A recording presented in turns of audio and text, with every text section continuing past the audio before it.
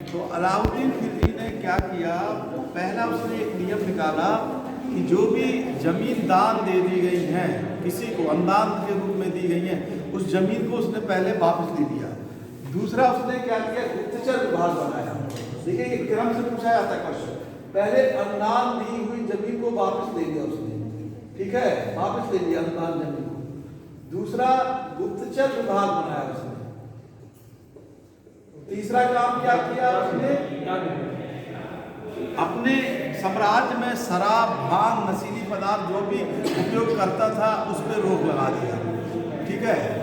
और एक काम और किया उसने कि शादी विवाह समारोह यानी जो लोग उत्सव मनाते थे उस उत्सव पर उसने रोक लगा दिया। तो चार एक कठोर नियम उसने लागू कर दिए थे अलाउद्दीन खिलजी ने, ठीक है। और अलाउद्दीन खिलजी ने एक नया विभाग भी स्थापित किया था जिसका नाम था दीवान-ए-रियासत।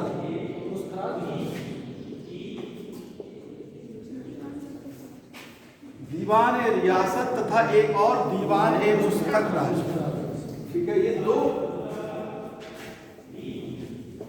दीवान-ए-मुस्तक-राज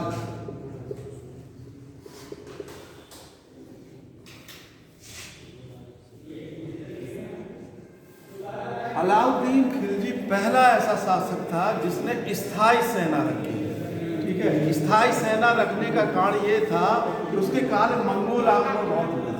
ये पूछा जाता है कि आखिर उसने इतनी बड़ी सेना क्यों रखी थी, स्थायी सेना रखी, और उस सेना को नकद वेतन देने वाला पहला सुल्तान था। तो ये बहुत इंपॉर्टेंट, इसको नोट भी कर लीजिए आप। अलाउद्दीन खिलजी ने सर्वप्रथम स्थायी सेना का गठन किया था। स्थायी सेना का गठन किया था।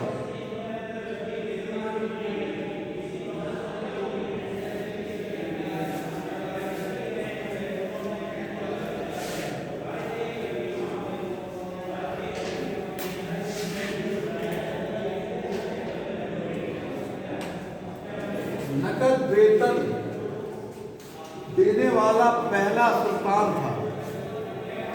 नकद वेतन देने वाला पहला सुल्तान था अलाउद्दीन खिलजी।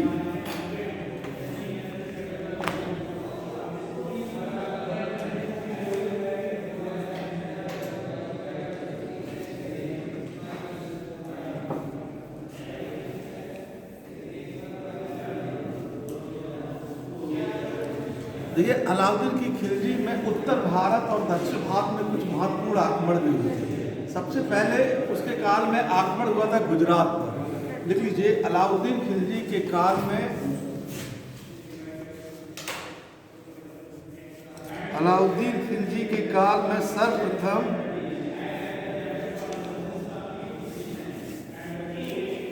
गुजरात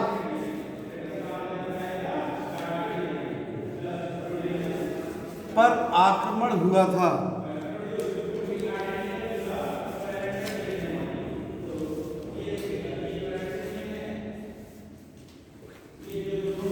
देखिए गुजरात आक्रमण के दौरान मलिक कफूर नामक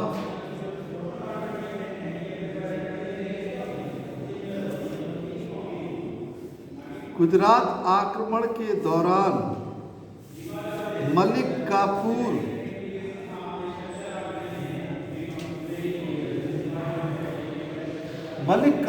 को प्राप्त किया था, ठीक है। अलाउद्दीन खिलजी का दूसरा आक्रमण रणथंबोर,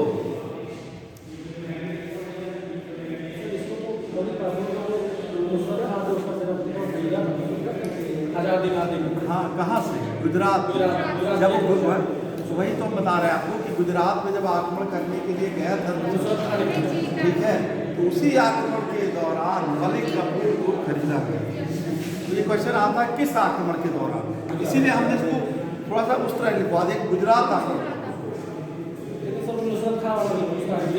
किसने किया था या किसने खरीदा था इसको, क्या क्योंकि सेनापति ने इसको खरीदा था ना मलिक कफूर को। हाँ नुसरत खान है, तो नुसरत खान है, हाँ उसी ने खरीदा था। लेकिन किस आक्रमण के दौरान, गुजरात। तो इसीलिए तो लिखा है गुजरात आक्रमण के दौरान। लिख लीजिए अलाउद्दीन खिलजी का दूसरा आक्रमण रणथंबोर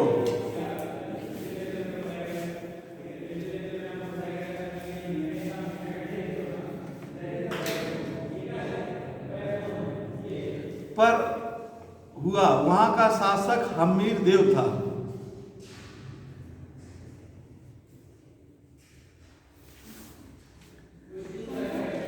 हमीर देव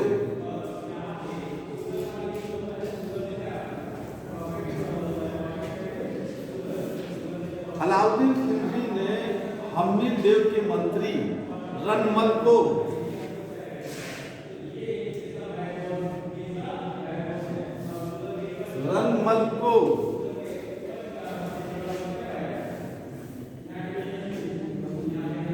रनमल को अपनी ओर मिला लिया था।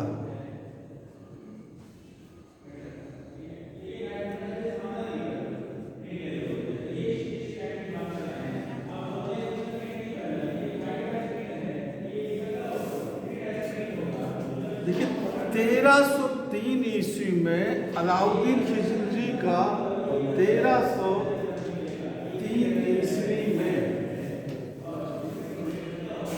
अलाउद्दीन खिलजी ने चित्तौड़ के शासक रतन देव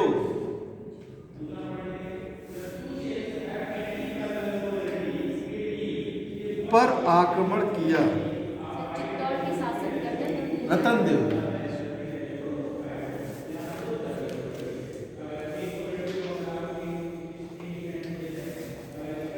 देखिए ये आक्रमण का कारण क्या है, अलग अलग लोग अलग अलग चीज़ बताते हैं। ठीक है, मलिक मोहम्मद जायसी ने जो कि शेरशाह सूरी के काल थे, उन्होंने किताब लिखी थी पद्मावत। उस पद्मावत में अलाउद्दीन खिलजी के आक्रमण की कहानी उन्होंने लिखी है। पद्मिनी उनकी रानी का नाम था। ठीक है, और अमीर खुसरो जो कि इस आक्रमण के दौरान अलाउद्दीन खिलजी के साथ में थे, वही अमीर खुसरो किसके काल में थे? बलबन के काल में। बलबन के लड़के जिनका नासिरुद्दीन महमूद, उन्हीं के काल में संरक्षण मिला था। अमीर खुसरो ने भी एक किताब लिखी थी, उस किताब में अलाउद्दीन खिलजी के आक्रमण का उल्लेख किया था। इस आक्रमण का कारण क्या था, जैसा अलग अलग लिखा है, ऐसा माना जाता है कि रानी जो पद्मती थी वो बहुत सुंदर थी। उन्हीं को पाने के लिए अलाउद्दीन खिलजी ने उस आक्रमण किया। लेकिन अलाउद्दीन खिलजी जब आक्रमण करने के लिए गया तो वो किले को नहीं तोड़ पाता है, चित्तौड़ किले वो बहुत मजबूत होता है। तब उसने एक शर्त रखी थी कि अगर रानी का चेहरा शीशे पे दिखा दिया जाए तो हम आक्रमण छोड़कर चले जाएंगे। तो राजा ऐसा करता है, वो एक शीशा ले जाता है और रानी का चेहरा दिखाता है।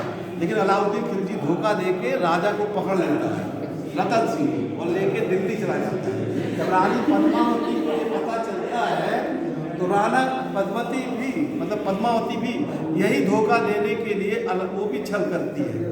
ठीक है, और एक किसी दासी को ये कहकर भेज देती है कि वो स्वयं पद्मावती है। और अलाउद्दीन कहा जाता है कि राजा को हमारे पास भेज दें और रानी पद्मावती को ले जाएं। तो अलाउद्दीन खिलजी के जो सैनिक हैं वो राजा को ले आते हैं और पद्मावती से मिलाने, लेकिन वहाँ पे पद्मावती नहीं मिलती है। सैनिक लोग क्या करते हैं, राजा इसको रतन सिंह को लेके चले जाते हैं। तो यही एक कहानी थी जिसके आक्रमण का ये कारण था अलाउद्दीन खिलजी का। ठीक है, बाद में राजा रतन सिंह बाद में एक आक्रमण के दौरान घायल हो जाता है, उससे उसकी मृत्यु हो जाती है और रानी पद्मावती चिता में जल जाती है, जो कि वहाँ पे जोहर प्रथा के नाम से जाना जाता है। ठीक है, यही एक कहानी है और इसी पे जो आप लोगों ने कहा था वो एक फिल्म भी बन गई। ठीक है, पद्मावत। सर इसका नाम रावल रतन सिंह लिखा है। क्या चीज? राजा का नाम था रावल रतन सिंह लिखा। कौन सा रतन सिंह?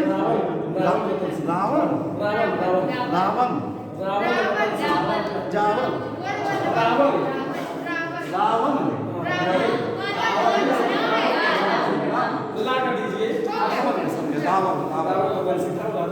चलिए अलग अलग मिलता होगा, लेकिन इतिहास में वो राजा रतन सिंह के नाम से ठीक है। चलिए लिख लीजिए इसके बारे में। 1303 ईस्वी में 1303 ईस्वी में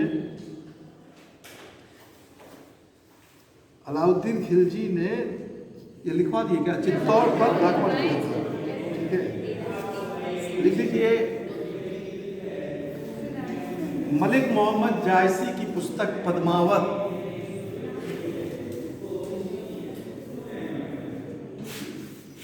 मलिक मोहम्मद जायसी की पुस्तक पद्मावत में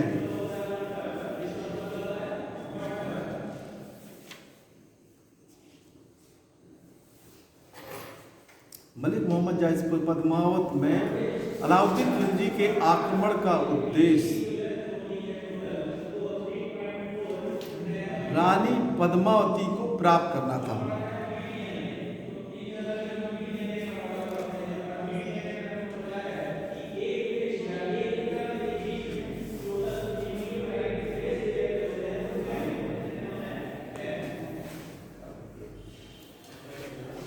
देखिए 1305 ईस्वी में अलाउद्दीन खिलजी ने मालवा पर आक्रमण किया। मालवा का शासक महलक देव था।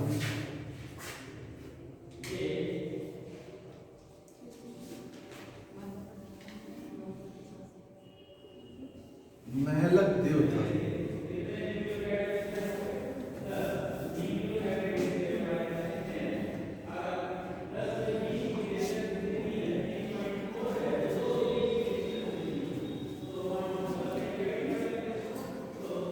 लिख लीजिए, अलाउद्दीन खिलजी का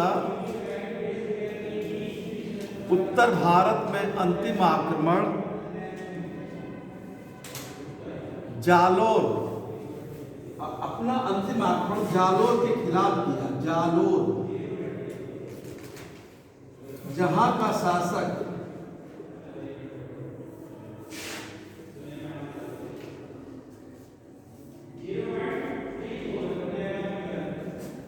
कान्हन देव या कृष्णदेव तृतीय था।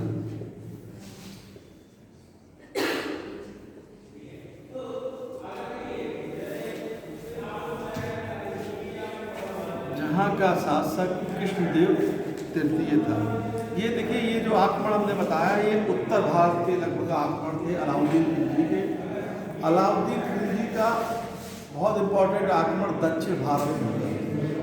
दक्षिण भारत में अलाउद्दीन खिलजी ने अपना पहला आक्रमण अपने चाचा जलाउद्दीन खिलजी के काल में किया था। देख लीजिए, दक्षिण भारत का हेडिंग है आपका, दक्षिण भारत का आक्रमण।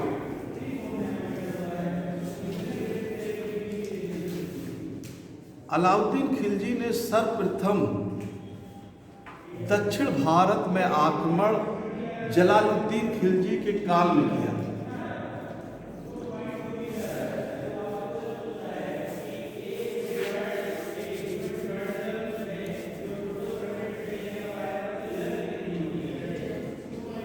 जलालुद्दीन खिलजी,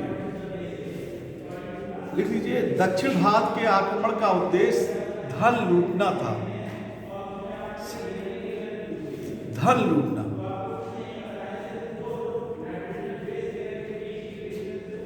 मतलब उसने सिर्फ धन लूटा, वहां साम्राज्य विस्तार करने का कोई उद्देश्य नहीं था।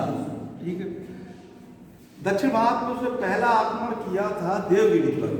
ठीक है, ये जलालुद्दीन खिलजी काल में ही कर दिया था।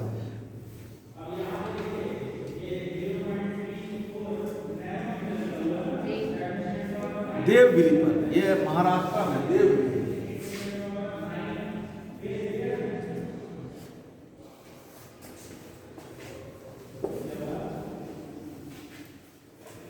देवगिरी पर पहला आक्रमण किया था उसने। उस समय देखिए, थोड़ी 2 मिनट हम आपको बता दें, फिर लिखाते हैं। ये देवगिरी महाराष्ट्र में है। उस समय देवगिरी के शासक का नाम था रामचंद्र देव। जब अलाउद्दीन खिलजी ने आक्रमण किया तो रामचंद्र देव ने कहा था कि हम आपको पैसा धन देते रहेंगे, इसलिए उस समय साम्राज्य में नहीं मिलाया जाता। जब अलाउद्दीन खिलजी शासक बनता है तो मलिक कपूर को भेजा जाता है। तो दक्षिण में कुछ कह रहे थे आप क्या? रामचंद्र देव पर आक्रमण किया, ठीक है, मलिक कपूर ने। और रामचंद्र देव दिल्ली आया और राय राहन की उपाधि दी गई। किसको? रामचंद्र देव। इसके बाद तेलंगाना जो इस समय आंध्र प्रदेश से कट के राज्य है ना, वहाँ पर आक्रमण किया। वहाँ के शासक का नाम था प्रताप रुद्र देव सेकंड, द्वितीय था। उसी समय प्रताप रुद्र देव द्वितीय ने ही कोहिनूर हीरा भी थे। हाँ मलिक कपूर को कोहिनूर हीरा दिया था। ये वारंगल वंश का था। वारंगल वारंगल वारंगल वंश का था, जिसकी राजधानी तेलंगाना है। ठीक है, वारंगल यहीं से हमको जो है कोहिनूर हीरा के बारे में पता चलता है। बाद में कोहिनूर हीरा का इतिहास बहुत लंबा है। ठीक है, अंत में क्या होता है, जब मोहम्मद शाह के काल में नादिर शाह आक्रमण करते हैं तो वो लेके चला जाता है। उसके बाद क्या होता है वो हीरा? नहीं, ईरान नहीं, जब अंग्रेज आते हैं तो अफगान के अंदर आपके अटैक होता है। अफगान के शासक से पंजाब के शासक दिलीप सिंह को मिलता है, रणधीर सिंह के पोते दिलीप सिंह को मिलता है। और दिलीप सिंह को जब डलहौजी पंजाब को ले लेता है, ठीक है, 1849 ईस्वी में, तब दिलीप सिंह को लंदन पढ़ने के लिए भेज दिया जाता है। और उस हीरे को लेकर, इस समय वो हीरा कहाँ है, महारानी के मुकुट में है। ठीक है, तो अलग अलग देश, यानी अफगानिस्तान कहता है मेरा हीरा मुझको चाहिए, भारत कहता है वो हीरा सबसे पहले भारत में प्राप्त हुआ था, इसलिए हीरा भारत को चाहिए। हमको जो हीरे की कहानी यहीं से सुनाई देती है। ठीक है, यहाँ से तो ये दक्षिण का आक्रमण। फिर तीसरा आक्रमण उसने किया था होयसल राज्य में, ये भी दक्षिण में है, उसकी राजधानी द्वार समुद्र। चौथा आक्रमण जो सबसे ज्यादा धन प्राप्त हुआ था वो पांड्य राज्य पे, ये तमिलनाडु में है, दक्षिण में। चौथा अंतिम आक्रमण हुआ था। ये सारी विजय का जो हुआ था वह मलिक कफूर जो उसका सेनापति था, उसी के कारण ये पूरी दक्षिण भारत की विजय हुई। ठीक है, अब आप बोलिए, ये बहुत इंपॉर्टेंट है।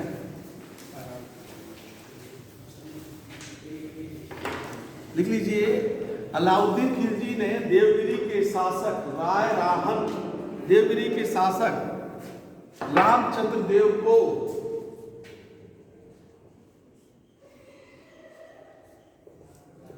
राय राहन की उपाधि दी।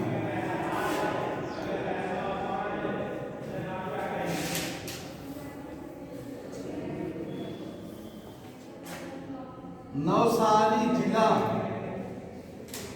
राय राहन को दिया।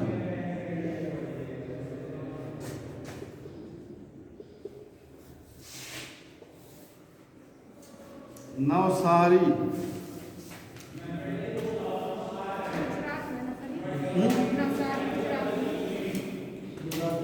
गुजरात महाराष्ट्र की सीमा पे है।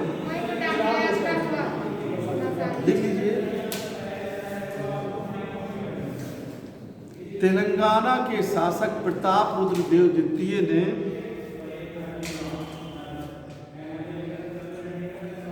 मलिक कपूर को कोहिनूर हीरा भेंट किया था। मलिक काफूर को प्रताप रुद्र देव द्वितीय ने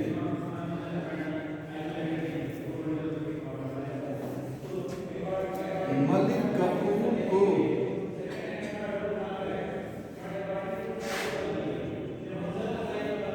कोहिनूर हीरा भेंट किया।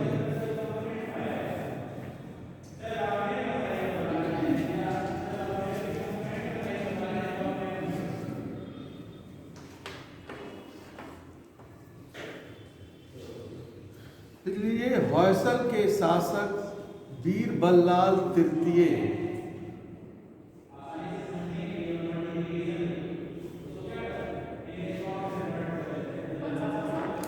होयसल के शासक वीर बल्लाल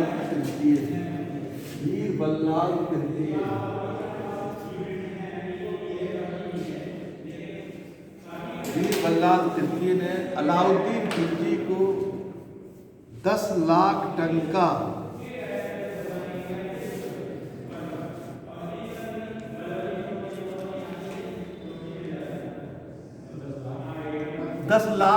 का भेंट किया।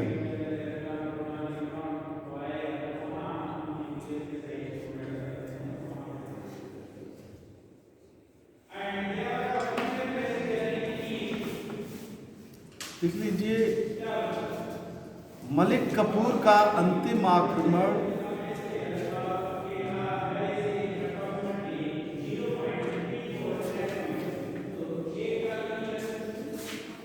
पांड्य वंश पर हुआ।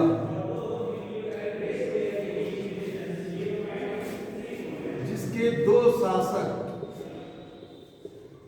वीर पांड्य एवं सुंदर पांड्य थे। हाँ, यहाँ दो एक साथ शासक गद्दी पर बैठे थे, वीर पांड्य और सुंदर पांड्य थे। दो लोग शासक बैठे थे, वीर पांड्य और सुंदर पांड्य।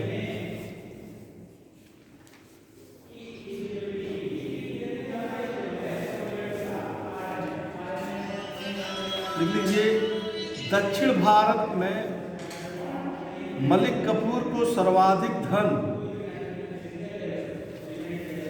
दक्षिण भारत में मलिक कफूर को सर्वाधिक धन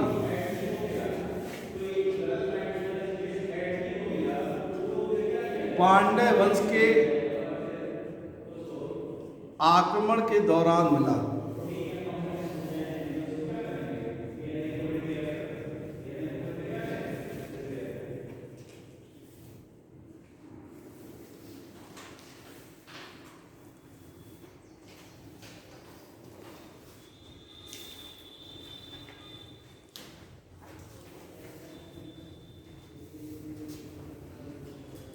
देखिए, तो देखिए दक्षिण भारत का ये जो आक्रमण था, इस आक्रमण में अलाउद्दीन ने साम्राज्य में नहीं मिलाया था। उसका उद्देश्य धन प्राप्त करना था और ये उसका दक्षिण का दक्षिण के राज्यों को मिलाना शुरू किया मोहम्मद बिन तुगलक ने। जब तुगलक वंश का शासक आता है तब उसने दक्षिण के साम्राज्य को मिलाना शुरू किया था। अलाउद्दीन खिलजी ने अनेक सुधार किए थे। उसका एक महत्वपूर्ण सुधार था उसकी बाजार व्यवस्था, आर्थिक सुधार। तो आप लोग ये आर्थिक सुधार, आर्थिक सुधार।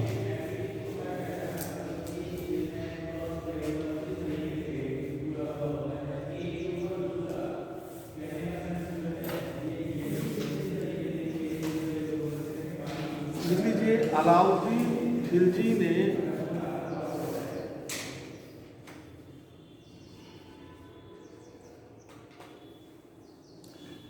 बाजार व्यवस्था प्रणाली की शुरुआत की। बाजार व्यवस्था प्रणाली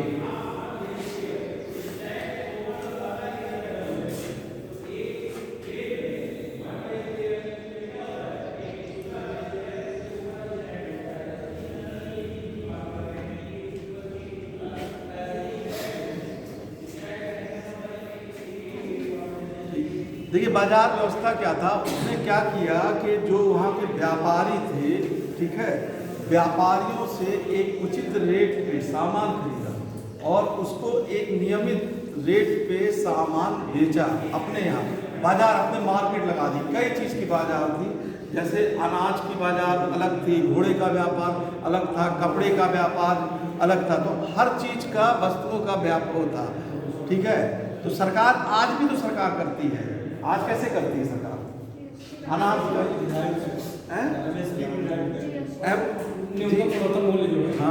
MSP उसको कहते हैं, minimum surprise rate, surprise price, ठीक है, यानी न्यूनतम मूल्य। यानी सरकार क्या करती है, गरीब किसानों से गेहूं का एक उचित मूल्य उनको देती है।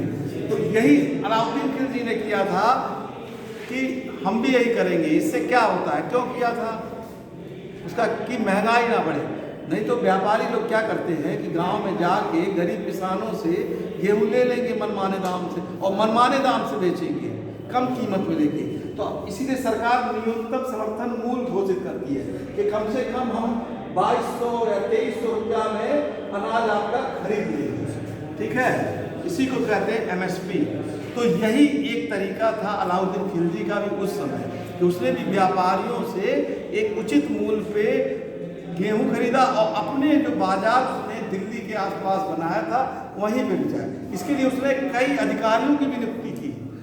जो हमने दीवाने रियासत बताया था, ये पद उसी समय उसने सृजन किया, ठीक है। लिख लीजिए, अलाउद्दीन खिलजी ने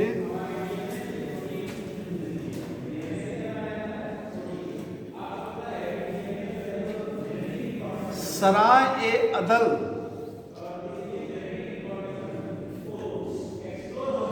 नामक स्थान पर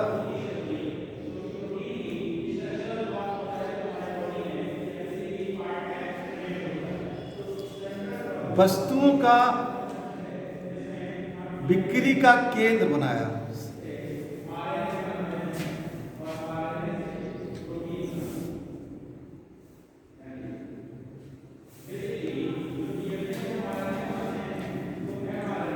लिख लीजिए, अलाउद्दीन खिलजी ने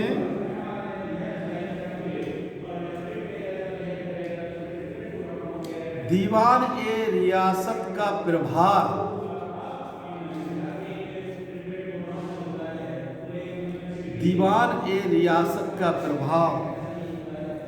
याकूब को दिया।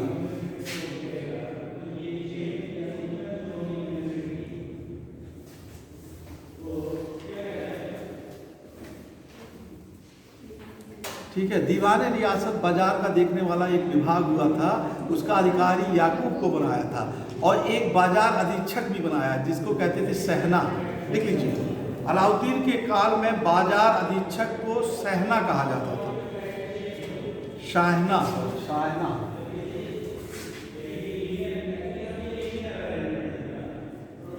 बाजार अधीक्षक को शाहना कहा जाता था।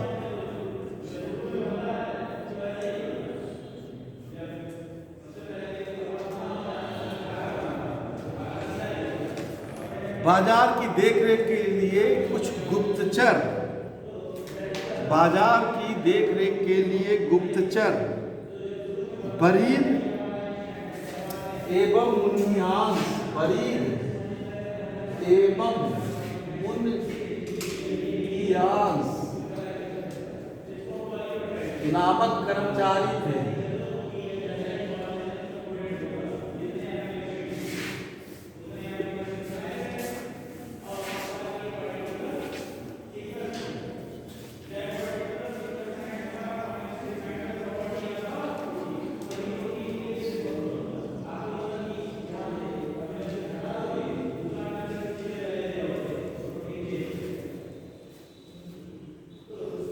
ठीक है, अलाउद्दीन ने एक पैमाना भी बनाया था। ठीक है, जमीन का, भूमि का नापने का पैमाना। आपके बस्ती में भी यही चलता है। क्या बोलते हैं जमीन को? एक जमीन हो तो क्या बोलते हैं? जरीब बोलते हैं। वो तो नापने का पैमाना है, लेकिन एक जमीन का एरिया के अनुसार सबसे छोटा भाग क्या बोला जाता है? बिस्वा बोलते हैं ना। तो ये अलाउद्दीन खिलजी ने इस शुरुआत की थी। ये पैमाना था। बिस्सा क्या होता है? नापने का एक पैमाना है। ये कितना बिस्सा है ना, हम लोग बोलते हैं ना बिस्सा। तो ये शुरुआत जो हुई थी वो अलाउद्दीन खिलजी ने की थी, बिस्वा नामक पैमाना। लिख लीजिए, अलाउद्दीन खिलजी ने जमीन मापन के लिए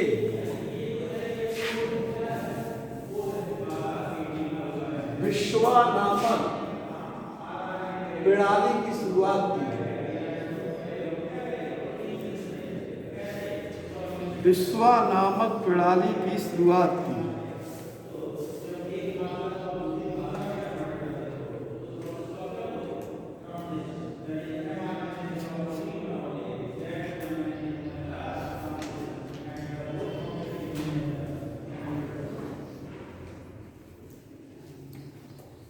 लिख लीजिए, अलाउद्दीन खिलजी ने लूटे हुए माल पर 40वां भाग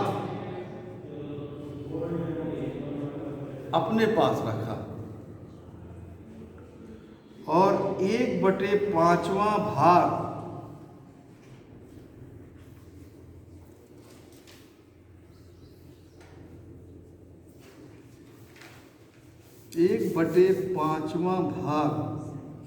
सैनिकों को प्रदान किया गया।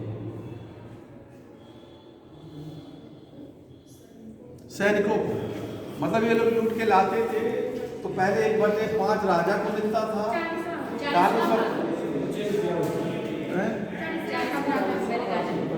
पहले राजा को 40वां मिलता था।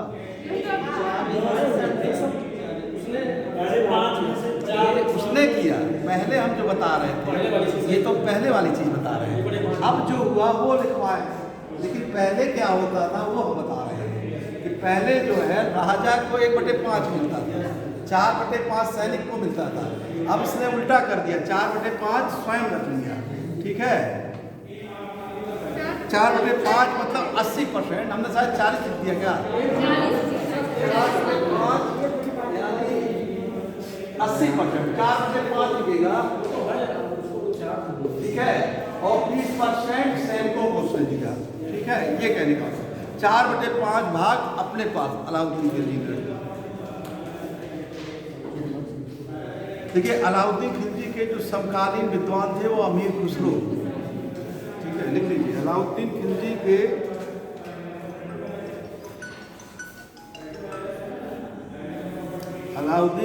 के समकालीन विद्वान अमीर खुसरो था, जो उसका दरबारी कवि था।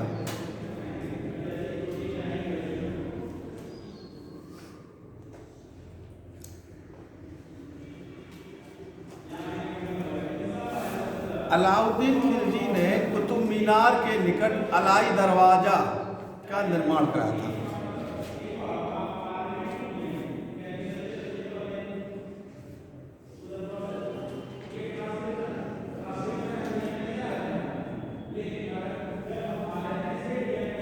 दिल्ली में 1000 स्तंभों वाला, दिल्ली में 1000 स्तंभ अलाई दरवाजा बनाया था, एक कुतुब मीनार के एकदम बगल में है, और 1000 स्तंभ वाला 3 मंजिला भवन बनाया था।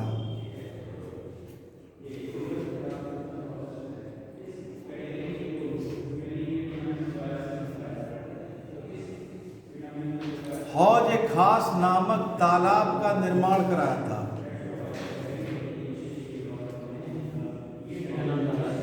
हौज एक खास, दिल्ली में हौज एक खास,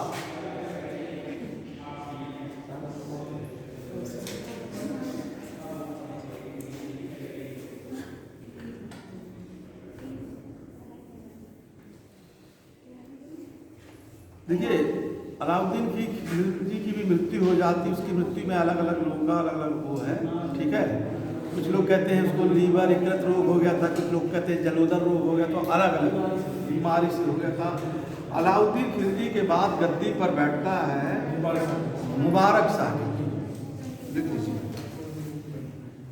मुबारक शाह खिलजी। इसका काल है 1326 से 1316 से 1320 ईस्वी, 1316 ईस्वी से 1320 ईस्वी।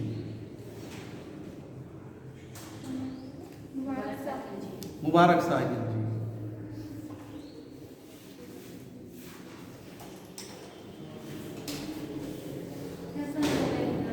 हैं? 1316 ईस्वी से 1320 ईस्वी।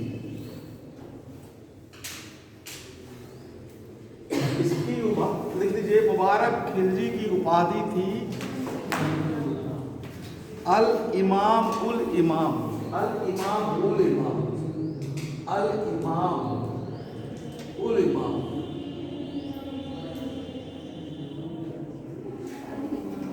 अल इमाम उल इमाम ये उपाधि थी। मुबारक शाह खिलजी ने अपने को खलीफा घोषित किया था, स्वयं को खलीफा घोषित किया था।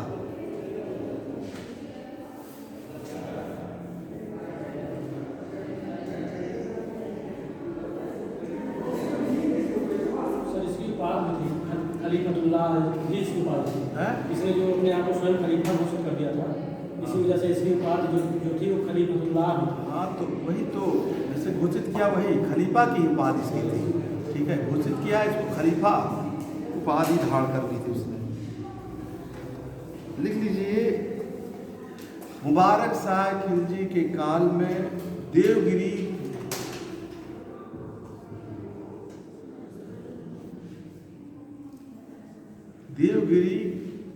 की पुनः विजय हुई। देवगिरी की पुनः विजय की गई। उस समय देवगिरी का शासक हरपाल देव था।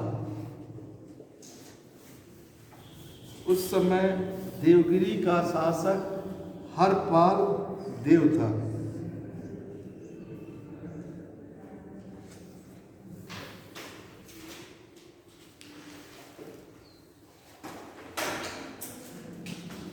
लिख लीजिए, मुबारक शाह खिलजी के काल में आसुद्दीन ने षड्यंत्र रच दिया था। इसको गद्दी पे उतारने के लिए आसुद्दीन, इसका चचेरा भाई था, उसने षड्यंत्र रचा कि इसको गद्दी पर उतार दिया जाए।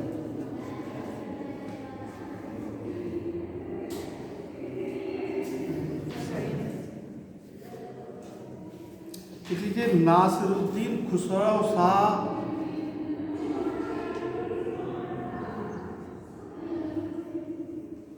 ने अपने समर्थकों के द्वारा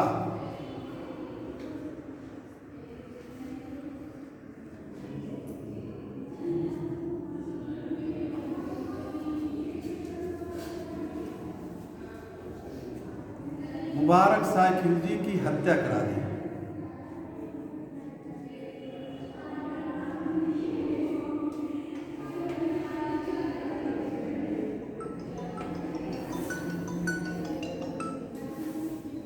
मुबारक शाह खिलजी की हत्या करा दी। इसके बाद इसका सेना मुबारक से शाह खिलजी का बहुत खास नासिरुद्दीन खुसरो शाह गद्दी पर बैठता है। वो अप्रैल से सितंबर यानी 1320 से 1320 के बीच में ही गद्दी पर बैठता है। उसका नाम रहता है नासिरुद्दीन खुसरो शाह। अगला शासक, तो ये नासिरुद्दीन खुसरो शाह।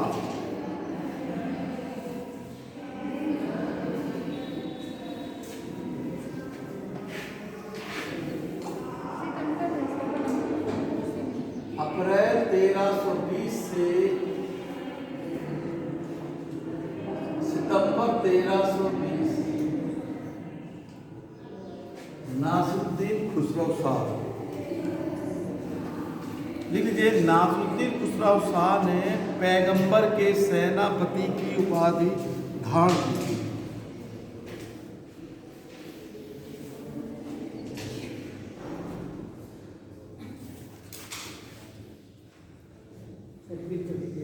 पैगंबर का सेनापति, इसने उपाधि धारण की थी पैगंबर का सेनापति।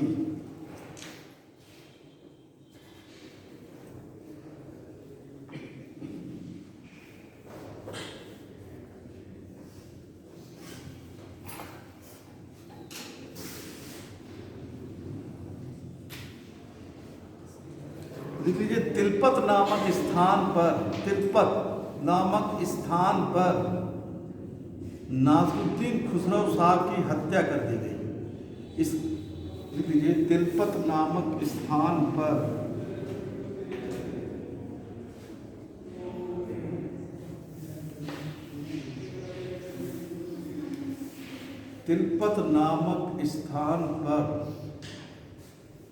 नासिरुद्दीन खुसरो शाह की हत्या कर दी। इसके कारण विद्रोह होने लगा। इस विद्रोह का फायदा उठाया गयासुद्दीन तुगलक ने।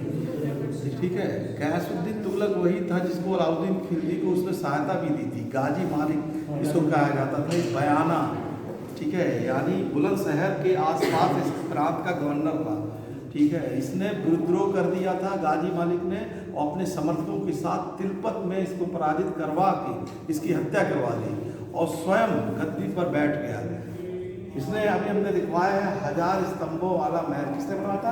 अलाउद्दीन खिलजी। वहीं पे जाके गयासुद्दीन तुगलक ने अपना शपथ लिया। तो पहले तो देख लीजिए, गयासुद्दीन तुगलक 1320 से 1325 ईस्वी, गयासुद्दीन तुगलक।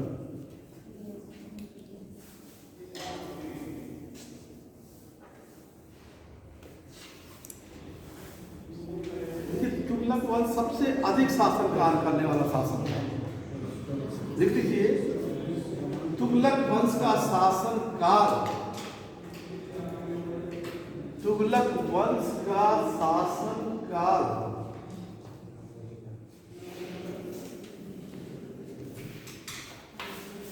दिल्ली सल्तनत में सर्वाधिक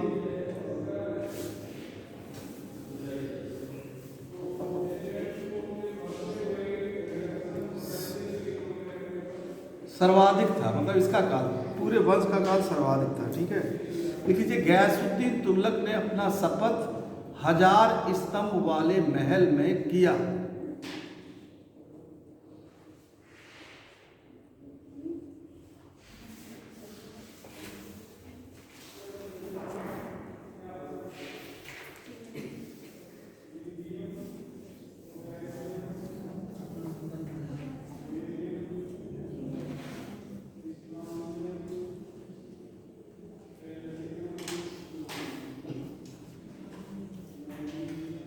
लिख लीजिए, गयासुद्दीन तुगलक के काल में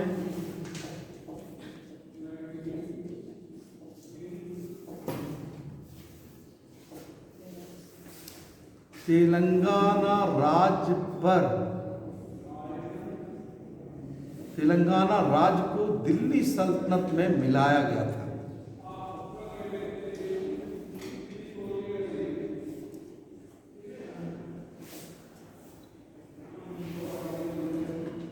ये देखिए, तेलंगाना पे पहली बार आक्रमण करने के लिए जब भेजा गया तो ये 6 महीने तक नहीं जीत पाया गया था। फिर बाद में जब दूसरा अभियान किया गया तब तेलंगाना राज्य को मिला दिया गया। ठीक है, लिख लीजिए दूसरे अभियान पर, इसको लिख लीजिए। देखिए, दूसरे अभियान में तेलंगाना राज्य की विजय हुई थी।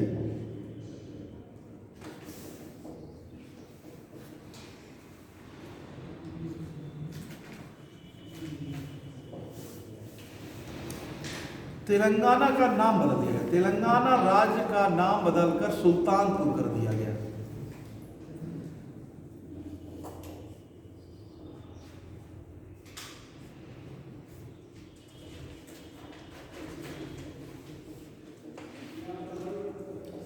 गयासुद्दीन तुगलक के काल में दूसरा आक्रमण जाजनगर, गयासुद्दीन तुगलक के काल में दूसरा आक्रमण जाजनगर में हुआ।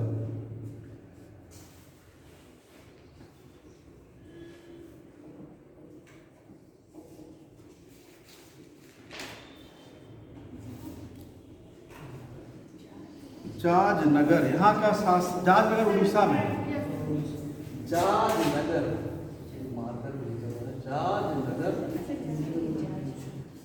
ठीक है, और यहाँ के शासक का नाम था भानुदेव तृतीय। लिख लीजिए, यहाँ का शासक का नाम था भानुदेव तृतीय। राजमुंदरी अभिलेख में,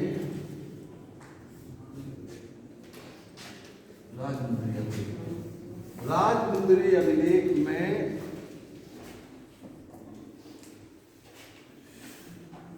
मोहम्मद बिन तुगलक को दुनिया का सुल्तान कहा गया है।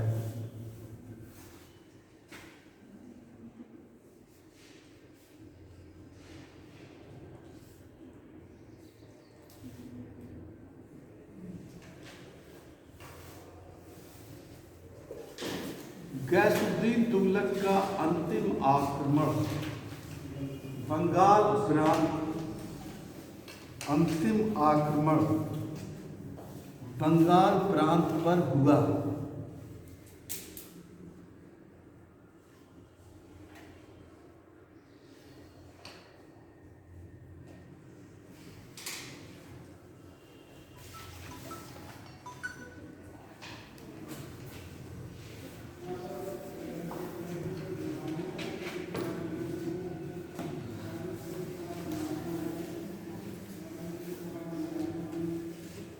लिख लीजिए,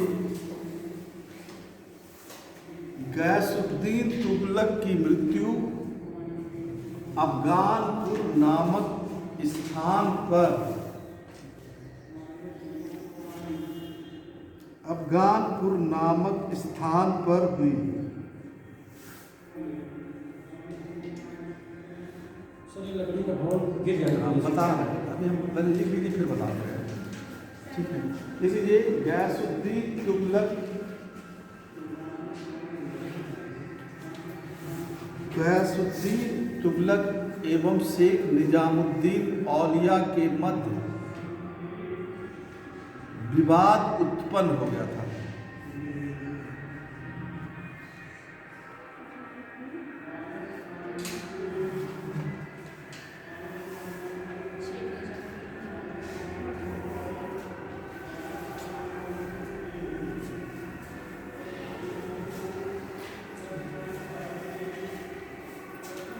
देखिए गयासुद्दीन तुगलक में देखिए तेलंगाना की विजय हुई थी, हमने आपको बता दिया है।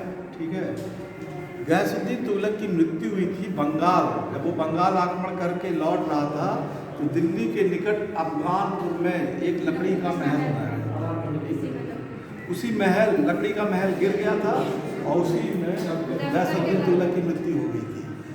लोग षड्यंत्र मानते हैं कि मोहम्मद बिन तुगलक को षड्यंत्र मानते हैं। ठीक है, लेकिन बर्नी ने कहा था, जो उस समय का राइटर है, कि बिजली के गिरने के कारण ये लकड़ी का महल गिर गया था।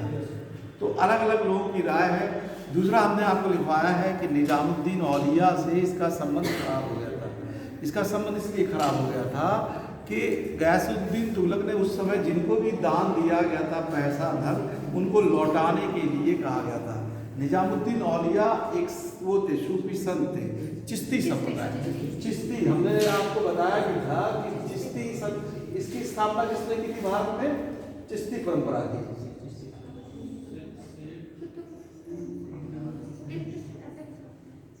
मोइनुद्दीन चिश्ती, ख्वाजा मोइनुद्दीन चिश्ती ने स्थापना की थी। वो मोहम्मद गौरी के काल में भारत आए थे। इसी परंपरा में निजामुद्दीन औलिया भी थे। ठीक है, ये चिश्ती उनके शिष्य थे।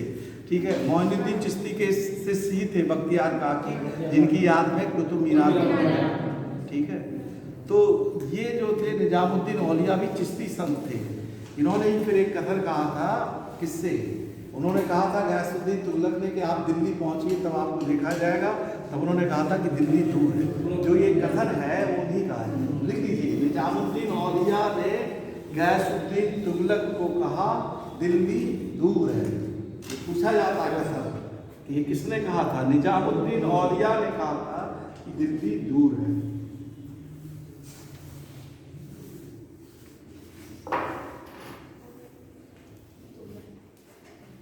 गयासुद्दीन तुगलक के काल में तुगलकाबाद का किला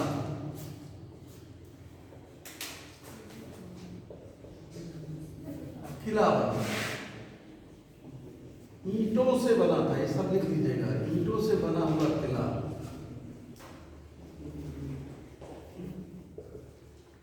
मिस्र के पिरामिड की तरह, मिस्र के पिरामिड की तरह झुका हुआ है।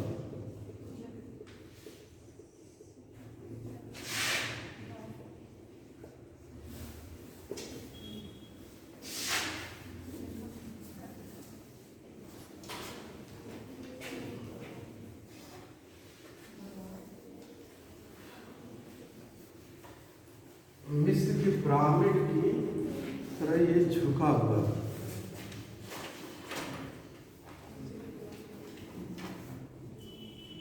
ये तुगलकाबाद का किला हुआ।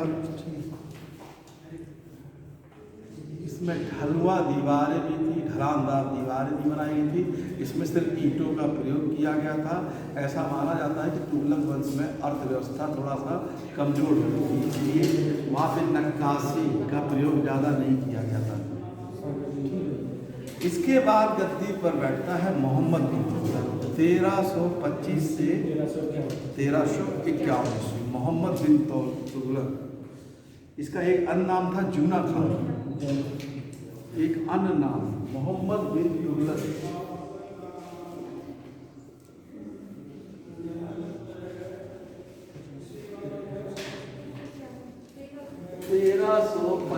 से 1351। इसका एक अन्य नाम था जूना खान।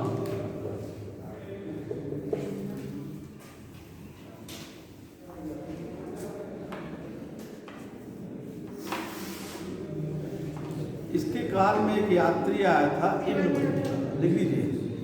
मोहम्मद बिन तुगलक के काल में अफ्रीका के यात्री, अफ्रीका यानी मोरक्को का यात्री इब्न बतूता भारत आया था।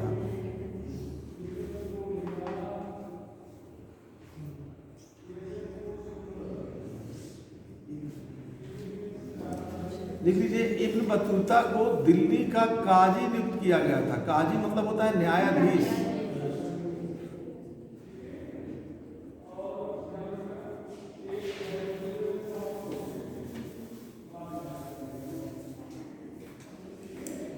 तेरह सौ 42 ईस्वी में इब्न बतूता को चीन का राजदूत बनाकर भेजा गया। 1342 ईस्वी में इब्न बतूता को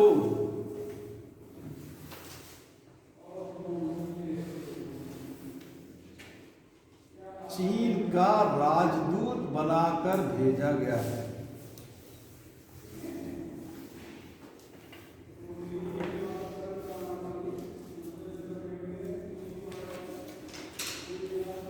ये देखिए, सबसे पढ़ा लिखा व्यक्ति था मोहम्मद बिन तुगलक। इसको कई भाषाओं की जानकारी थी। लिख लीजिए, मोहम्मद बिन तुगलक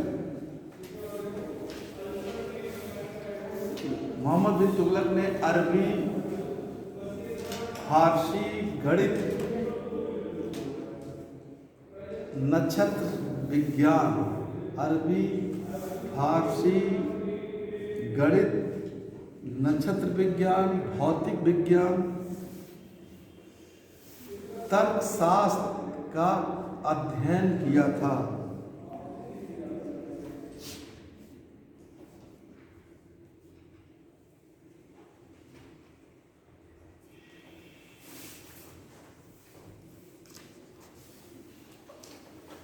जिसने देखिए इमारत बनवाई थी अफगानपुर में लकड़ी का, उसका नाम था मोहम्मद अयाज। इसने क्या किया, उसको भवन का निरीक्षक या अध्यक्ष बना दिया। लिख लीजिए, मोहम्मद बिन तुगलक ने मलिक अयाज को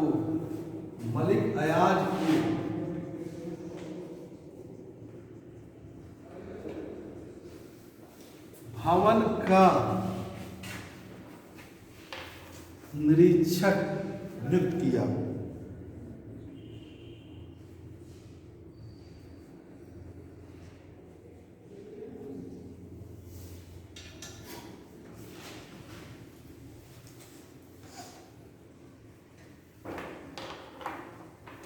मोहम्मद बिन तुगलक देखिए हिंदू धर्म से बहुत प्रेरित था। उसने होली का त्यौहार खेलता था। लिख लीजिए, मोहम्मद बिन तुगलक पहला शासक था सल्तनत काल का जो होली का त्यौहार मनाता था।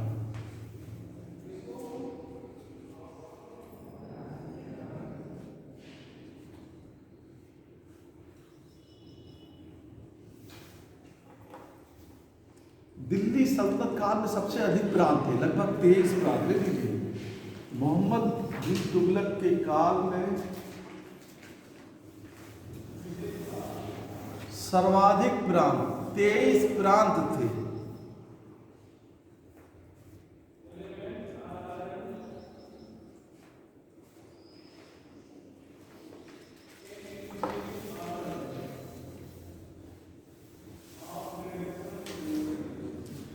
मोहम्मद बिन तुगलक के काल में जैन विद्वान जिन प्रभु सूरी, मोहम्मद बिन तुगलक के काल में जैन विद्वान जिन प्रभु सूरी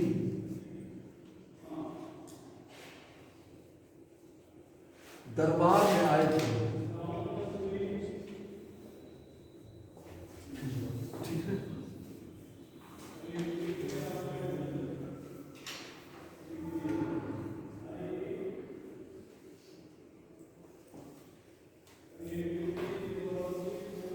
सती प्रथा को भी मतलब दे दिया था।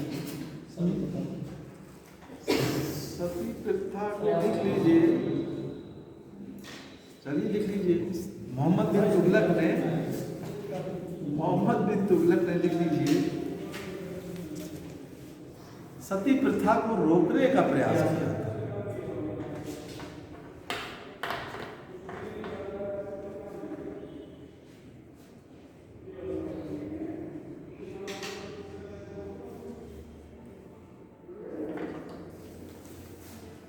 देखिए सूफी संत पे बहुत विश्वास करता था, उनका आदर करता था। उसने यात्रा भी की थी, ठीक है। उसने मोइनुद्दीन चिश्ती यानी अजमेर यात्रा की थी, और आपके यहाँ उत्तर प्रदेश में बहराइच की भी यात्रा की थी।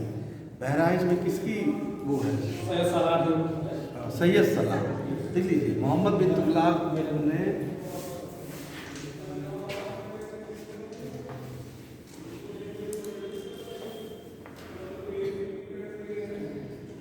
मोइनुद्दीन चिश्ती एवं सैयद सालार की दरगाह की यात्रा की।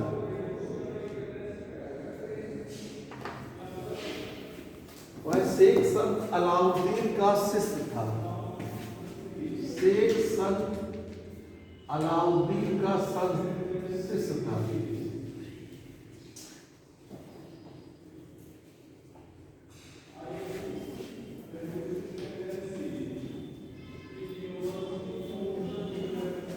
अलाउद्दीन का शिष्य था। शेख संत अलाउद्दीन का शिष्य था।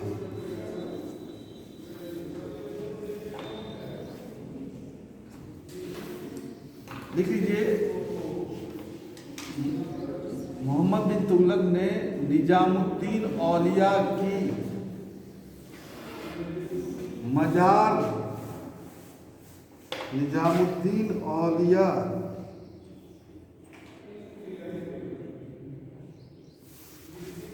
की मजार का निर्माण कराया था।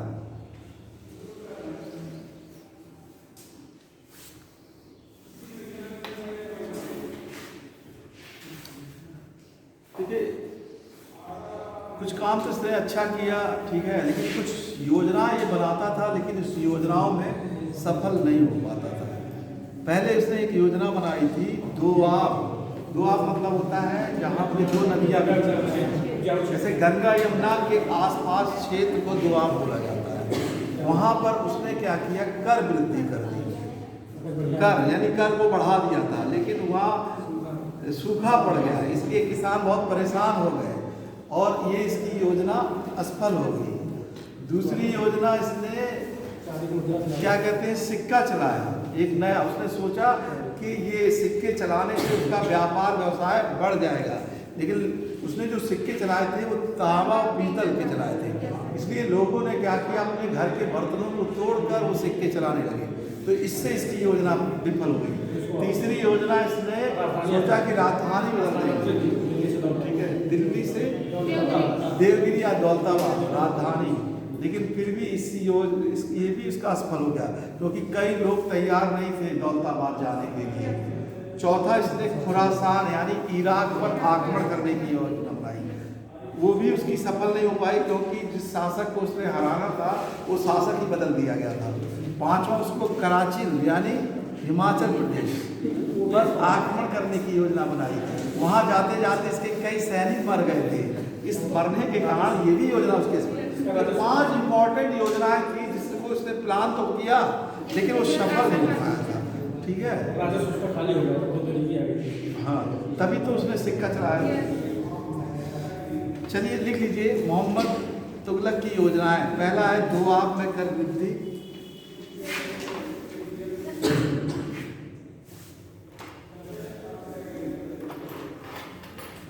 दोआब में कर वृद्धि। दूसरा है, पहला है दोआब में कर वृद्धि, दूसरा है राजधानी परिवर्तन,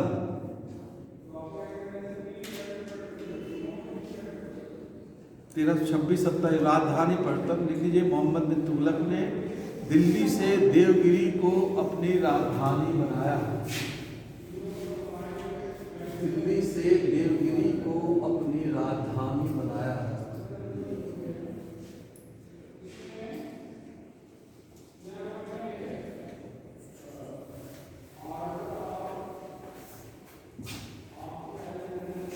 लिख लीजिए देवगिरी का नया नाम कुबतुल इस्लाम रखा।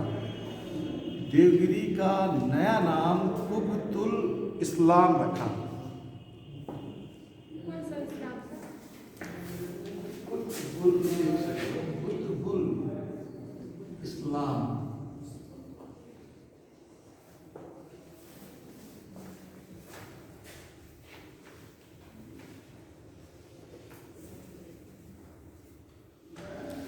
तीसरा लिख लीजिए, सांकेतिक मुद्रा का प्रचलन किया।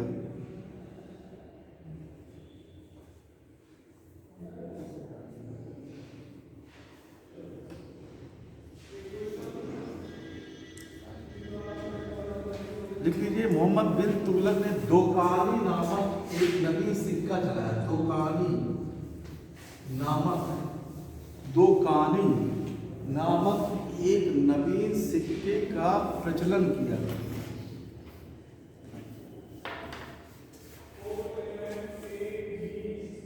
तथा दीनार नामक एक स्वर्ण सिक्का का प्रचलन की मुद्राएं चलाई।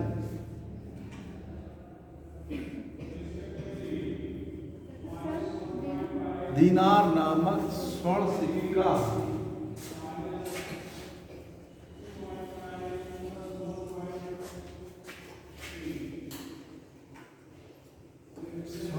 चलाया।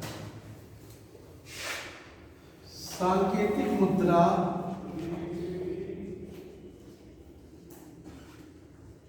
तांबा एवं पीतल की थी।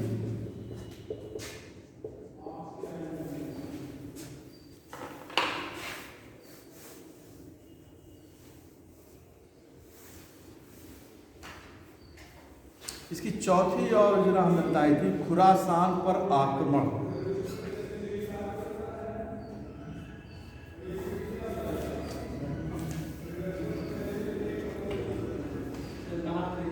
खुरासान ये इराक में, ठीक है। इराक पर इसने आक्रमण करने की योजना बनाई थी। वो मिस्र का शासक था, उसका भी सहयोग दिया था, लेकिन बाद में ये योजना वो अपना नफू नहीं कर पाता है और वापस ले लेता है। पांचवा अंतिम उसकी योजना थी कराचिल पर आक्रमण। कराचिल अभियान, कराचिल ये हिमालय के आसपास का क्षेत्र था। कराचिल अभियान, इस पहाड़ी एरिया में कई सैनिक इसके मर जाते हैं जाने के बाद। सामरिक दृष्टि से ये चीन के आसपास का क्षेत्र था। उसने सोचा कि इस क्षेत्र में हम कब्जा कर लेंगे, लेकिन कहीं बहुत नुकसान हो जाता है। तो ये 5 योजनाएं उसने चलाई थी। इस योजना उसकी विफल हो गई थी। आगे कल हम आपको बताएंगे, कुछ छोटा बड़ा है, ठीक है, थोड़ा सा और है। इसने एक नवीन विभाग की स्थापना की थी, दीवाने अमीर को थी। इसके एक काल में दक्षिण में प्लेग या बीमारी भी बहुत थी, ठीक है। तो ये कल हम आपको बताएंगे, ठीक है। चलिए इसको बंद कर लीजिए, इसको बंद कर